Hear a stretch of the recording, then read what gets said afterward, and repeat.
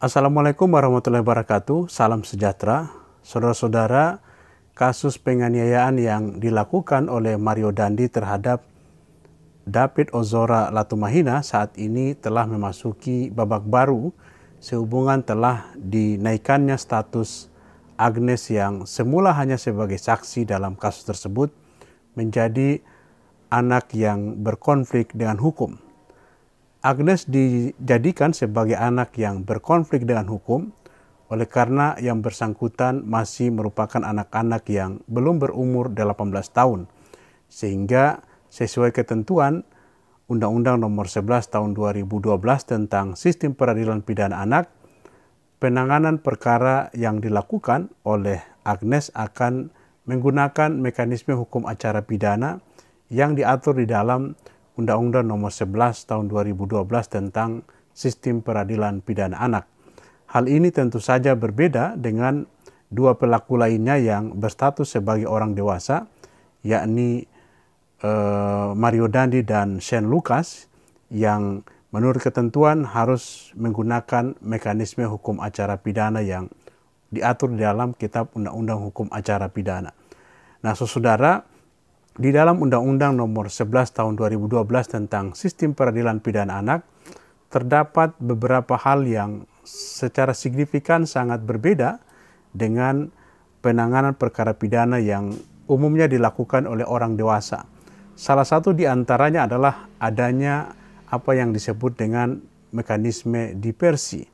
Nah, diversi ini, saudara, merupakan salah satu mekanisme yang dimungkinkan untuk perkara pidana yang dilakukan oleh seorang anak yang belum berumur 18 tahun itu tidak diproses melalui sistem peradilan pidana.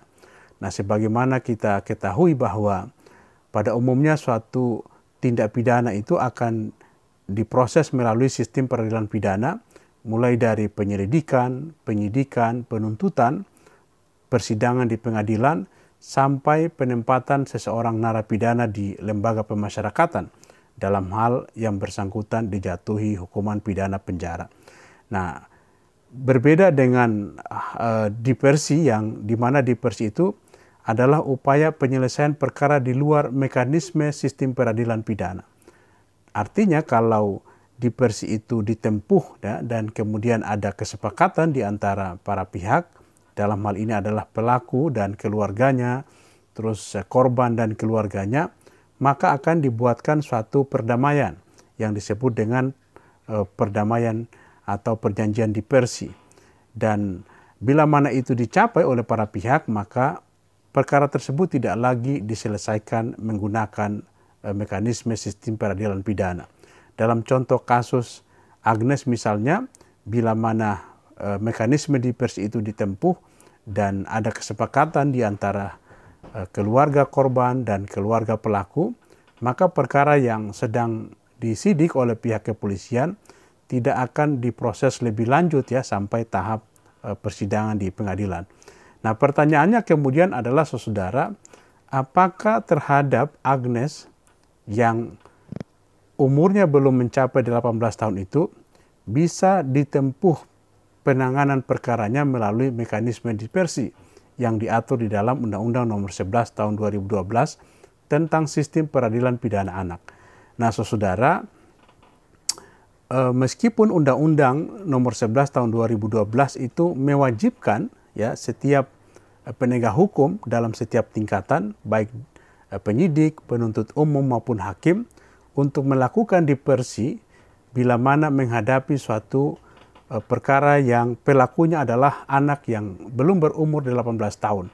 Akan tetapi terdapat syarat-syarat, ada kriteria-kriteria yang harus dipenuhi sehingga diversi itu bisa ditempuh. Nah, kriteria-kriteria tersebut diatur di dalam pasal 7 Undang-Undang Nomor 11 Tahun 2012 tentang Sistem Peradilan Pidana Anak, yang menyebutkan bahwa diversi sebagaimana dimaksud pada ayat 1 dilaksanakan dalam hal tindak pidana yang dilakukan oleh anak, maksudnya itu diancam dengan pidana penjara di bawah 7 tahun.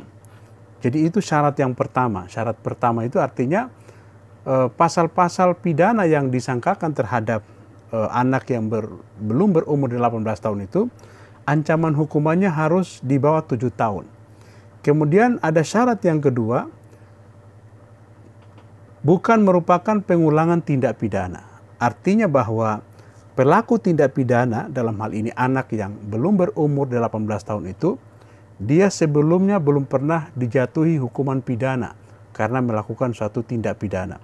Dengan kata lain, tindak pidana yang dilakukannya, yang diduga dilakukannya itu merupakan tindak pidana yang baru pertama kali dilakukan. Nah, dua syarat ini yang kemudian harus dipenuhi sehingga proses atau mekanisme diversi itu bisa dilakukan. Nah, kembali ke pertanyaan saya tadi, apakah terhadap saudara Agnes bisa ditempuh mekanisme dispersi? Maka kalau kita memperhatikan pasal-pasal yang disangkakan ya terhadap para pelaku, dalam hal ini baik Mario, Lukas maupun Agnes, itu adalah pasal-pasal tentang tindak pidana penganiayaan yang berdasarkan hasil konferensi pers ya yang dilakukan oleh pihak Polda Metro Jaya. Ada pasal-pasal yang memuat ancaman pidana itu lebih dari 7 tahun. Nah, misalnya di dalam pasal 355 ya tentang penganiayaan berat, yang menyebutkan bahwa penganiayaan berat yang dilakukan dengan rencana terlebih dahulu diancam dengan pidana penjara paling lama 12 tahun. Nah, ada lagi pasal 354. Ya, ini ancamannya pidana penjara paling lama 8 tahun.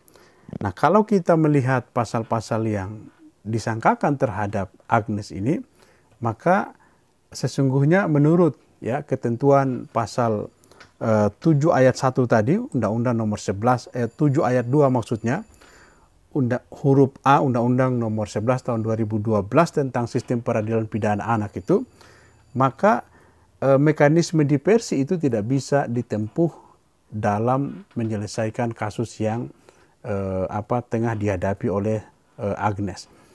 Nah, pertanyaannya kemudian adalah apakah saudara Agnes ataupun keluarganya masih bisa menempuh upaya perdamaian ya dengan korban, dalam hal ini David dan orang tuanya. Nah, sebetulnya upaya perdamaian itu bisa-bisa saja dilakukan, namun itu tidak berimplikasi hukum pada dapatnya dilakukan diversi, karena sesuai ketentuan pasal 7 ayat 2 huruf A tadi, ancaman pidana yang disangkakan terhadap Agnes itu lebih dari 7 tahun, sehingga tidak bisa menggunakan mekanisme diversi. Nah, oleh karena itu saya kira kalaupun ada upaya perdamaian yang dilakukan, itu paling nanti kemudian berpengaruh ketika perkara itu sudah disidangkan di pengadilan, dan itu bisa menjadi pertimbangan hakim dalam menjatuhkan hukuman pidana kepada saudari Agnes. Saya kira itu penjelasan singkat saya, mudah-mudahan bermanfaat. Terima kasih. Wabillahi taufiq wal hidayah. Wassalamualaikum warahmatullahi wabarakatuh.